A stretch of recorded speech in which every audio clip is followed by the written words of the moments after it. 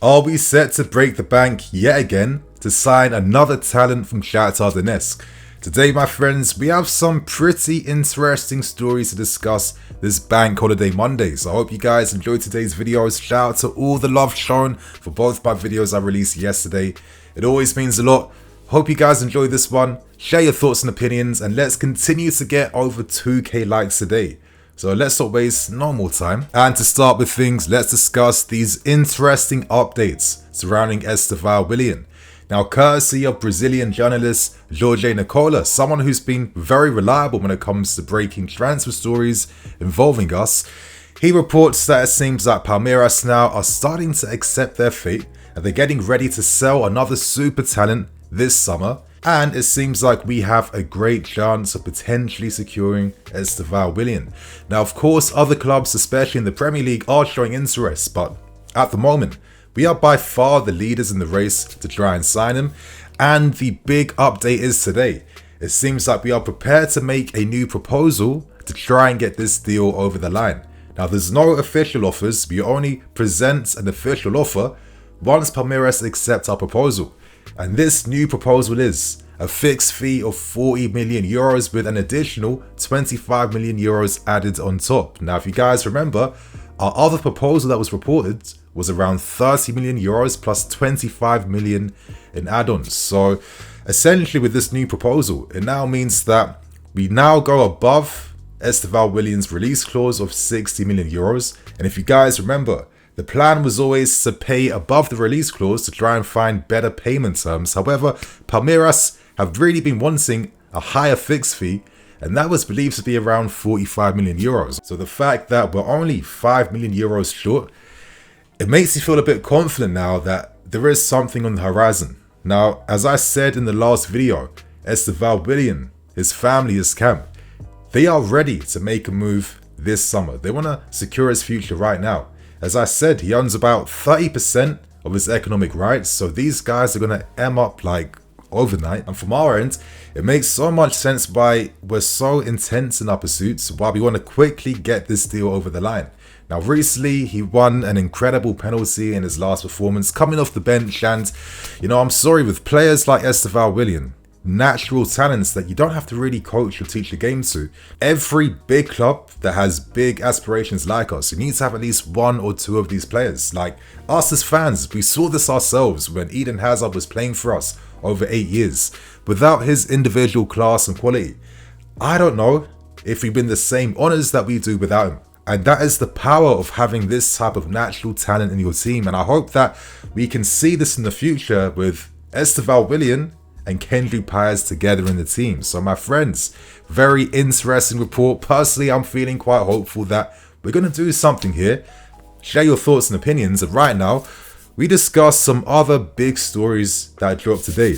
Now for this next report, I'll be discussing what David Orstein had to reveal about Pochettino's future, as well as discussing some rumours that have been circulating behind the scenes surrounding Pochettino and the board. So I don't normally discuss rumours, so I'm going to give you guys the heads up. You guys can decide for yourselves how you take this information on board, but I do think that it paints a pretty interesting story, hence why I'm doing things. But anyway, one thing that isn't a rumour is what Orstein had to report, and he revealed in an interview that there is now a demand for Pochettino to secure Europa League football at the end of this season.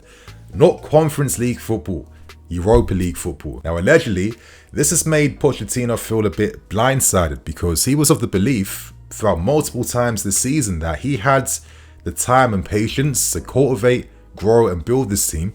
Hence why he decided to cater towards the expression of the players, to allow them to problem solve on the field, to give them that freedom tactically to be able to assert themselves in game. And as I said, he felt like both Eghbali and BOEHLY had given him that time and patience to grow the team in this manner. Now, rumours suggest that the board haven't been too impressed by the use of Caicedo and Fernandes together. However, we can't forget the context that Enzo has been playing with a hernia for like over 9 months. So that's naturally going to affect how he plays and performs, right? But I can understand why they feel a bit aggrieved, considering that they've broken the British record twice to sign both Enzo and Caicedo. But regardless though, to move on, Poch feels like in his defence, it's been hard for him to find the right tactical consistency with his team based on the ridiculous amount of injuries he's had to suffer with throughout the season.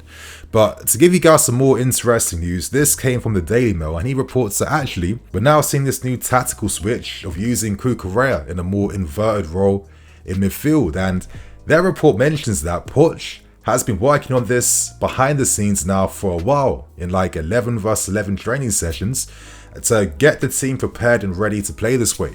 It is now starting to paint a pretty different picture that with the pressure that Pochettino is now facing, I think he kind of accelerated the use of the system by introducing it in the second half against Aston Villa.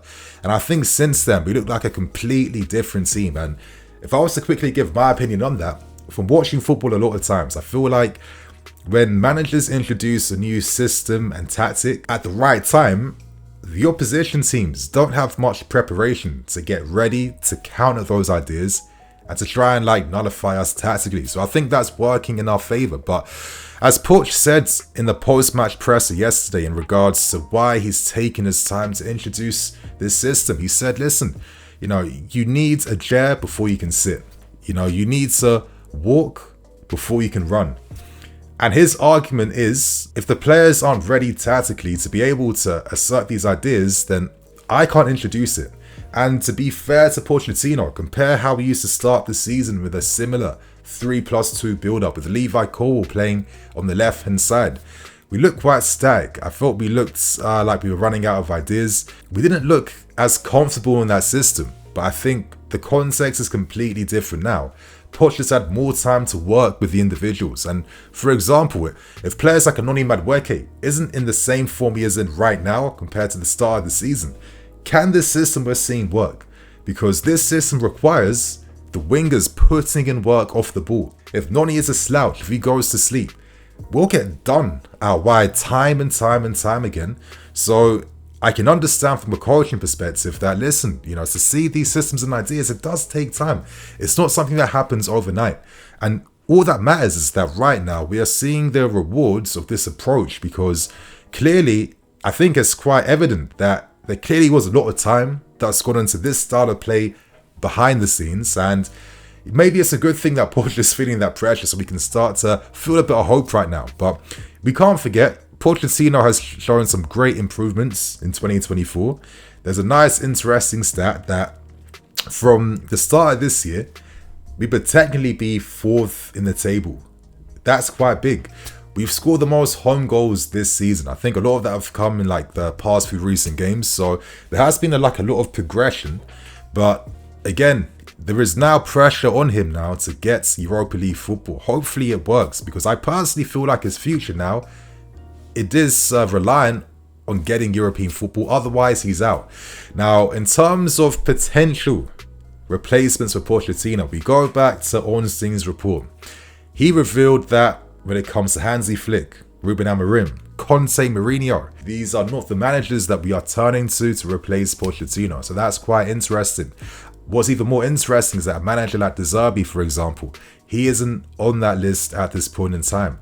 A manager like Tuchel, he isn't on that list either. Personally, I've always had this hunch, nothing strong, just like a personal hunch, that we would probably turn to a De Zerbi if we were forced to replace Pochettino, based on the fact that we've hired so many staff from Brighton, so many players. He's worked under most of our expensive additions as well, so it wouldn't surprise me if he was the replacement for Pochettino. Obviously today, Ruben Amorim came out to state that he is set to remain at Sporting Lisbon for next season. He wants to compete in the Champions League and he wants to win the double again for next season. So it seems like Pochettino's future is currently in his own hands, but we have some winnable games coming up right now. We got Forest, Bournemouth and Brighton. So if we win our last 3 games, I think we may have the opportunity to get European football, and hopefully we do, because again, I've been so yo-yo with my views on Pochettino this season, and I've been very open about that because, you see the potential, then sometimes you see that regression. But now I'm seeing that potential again, and I'm thinking, you know what? This is the signs of life in the system that I've been hoping and wanting to see now for a long time. And the fact that the players like him, the fact that we have seen big improvements in 2024, makes you think, okay, would it be a bit of a crazy decision to sack Pochettino and not allow him to continue working with these players in this team? So my friends, that's the second story out of the way. And now we end things with today's big story.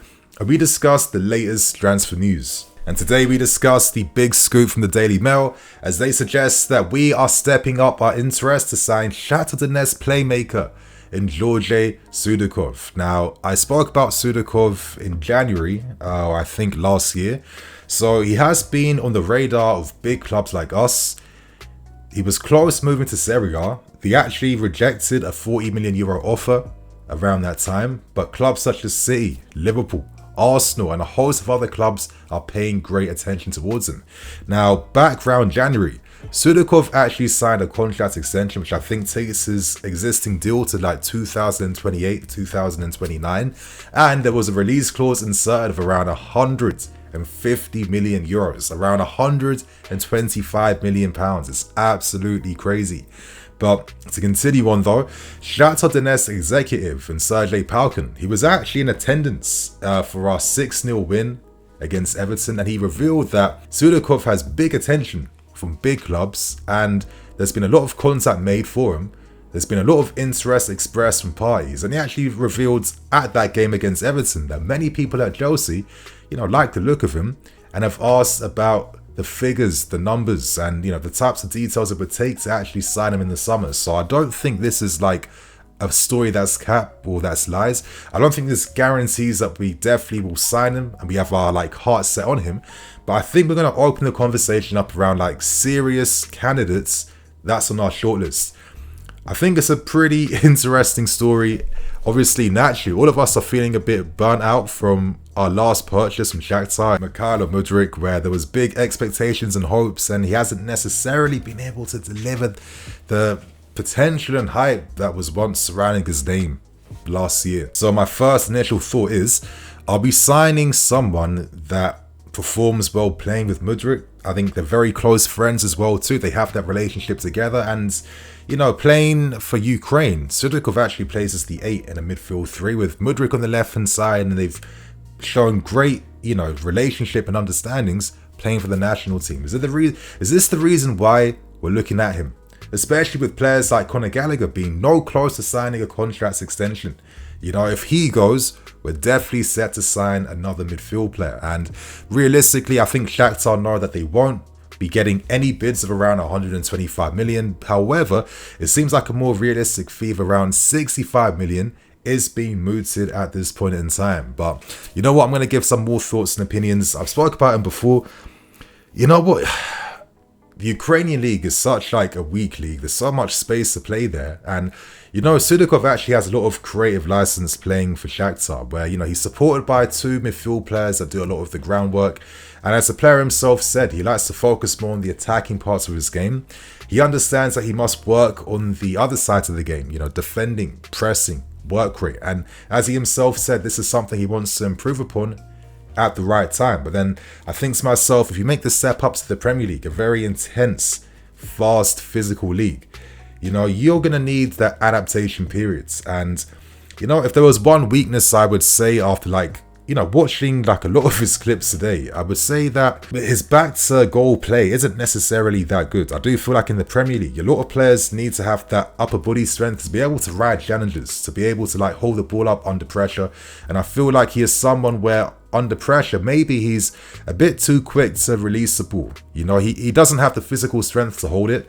So instead he'll try a back heel or quickly giving the ball away. And, you can become a turnover merchant, especially when you're getting pressed by opposition fullbacks and defenders coming in from behind. So it's very interesting. And obviously the fact that he has a lot of creative license. How quickly can he work on the defensive sides of his game? After seeing how Mudryk clearly needs a lot of coaching and work, how is Sudakov necessarily a better player from doing my own digging, and I'm not saying it's that extensive, but I'm still getting the suggestion that a lot of Shakhtar fans felt like Mudryk is actually still the better player compared to Sudakov, but you know, at the same time, they're playing in like two completely different roles. But you know, I don't want to be too negative because he clearly is a talented football player.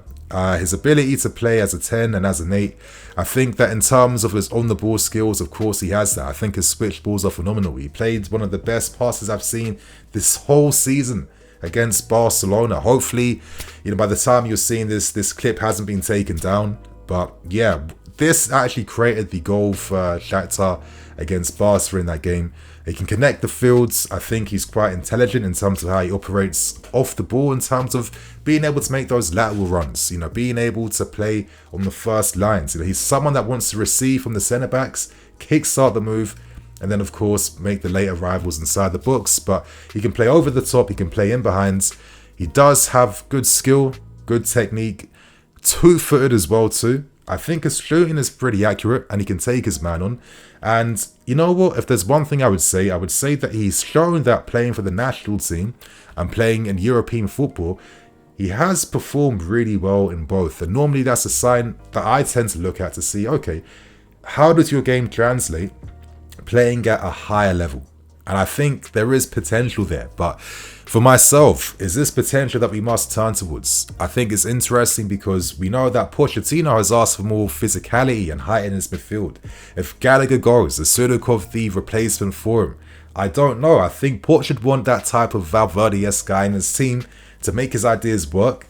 And even then, if we don't go that direction, we also have this guy called Carney Chukwuemeka, and I think he would have played a lot more games this season if not for injuries. And he can also operate as a 10, as an 8. He has the ability to play in tight spaces. He can actually hold the ball. And I've always kind of felt to myself, if like a Shakhtar had like a Carney in their squad and he's playing for them regularly, you know this guy's getting numbers in the Ukrainian league, and you know that they'll be asking for like 100 million for him. So is Sudakov, even though he does look promising, he does look skillful, I'm not here to say he's overrated, he's crap, I'm not going to disrespect him like that. I'm just thinking for myself, in my opinion, is he necessarily the option we need when we kind of have these ready-made replacements already, right? And I'd rather give that opportunity to Chukwuemeka if Gallagher does get phased out, and we take it from there. So my friends, you share your thoughts and opinions. How do you feel about Sudakov? Let us know, and let us know how you feel about today's reports and stories. Tomorrow, I'm going to try and release 2 videos. I want to be a bit more tactical by breaking down that 5-0 win against Everton. So stay tuned. And my friends, on that note, I'm Nini FC. This is BlueLionsTV. See you guys tomorrow.